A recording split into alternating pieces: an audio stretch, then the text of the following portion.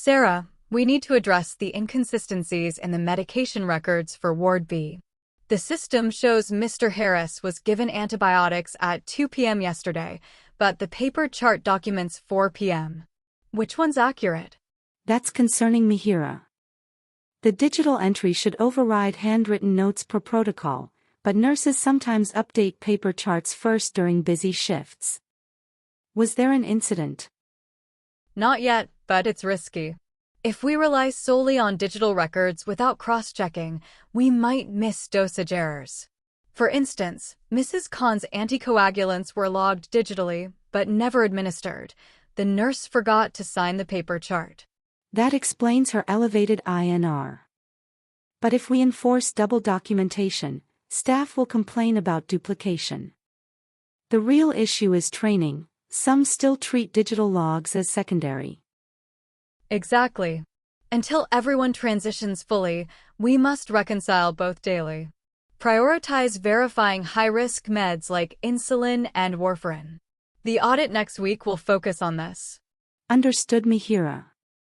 I'll brief the team today about mandatory real-time digital entries, with paper as backup only during system outages.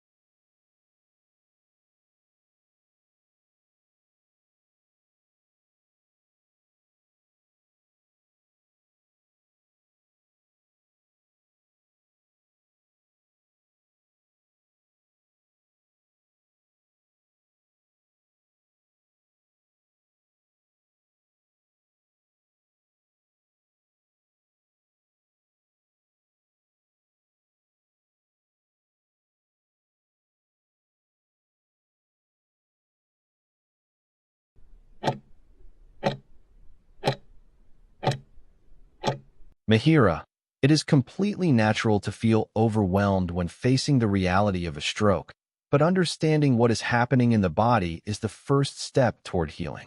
A stroke occurs when the blood supply to part of the brain is interrupted, which can lead to several common physical changes. You might notice a sudden weakness or numbness, often affecting just one side of the body, which can make simple movements feel heavy or uncoordinated. Because the brain controls every aspect of our communication and physical function, it is also very common to experience difficulties with speech, such as finding the right words, or physical challenges with swallowing. These symptoms are not a sign of permanent failure. Rather, they are the body's way of signaling that the brain needs time and specific care to rewire itself. The most important thing to hold on to right now is the steady progress already being made. MIHIRA, currently, your vital signs remain stable, which provides a strong, safe foundation necessary for a full recovery. You are not starting this journey alone, as a professional therapist has already begun to help your brain and muscles rediscover their strength. Every small movement and every session with the clinical team is a building block toward regaining independence.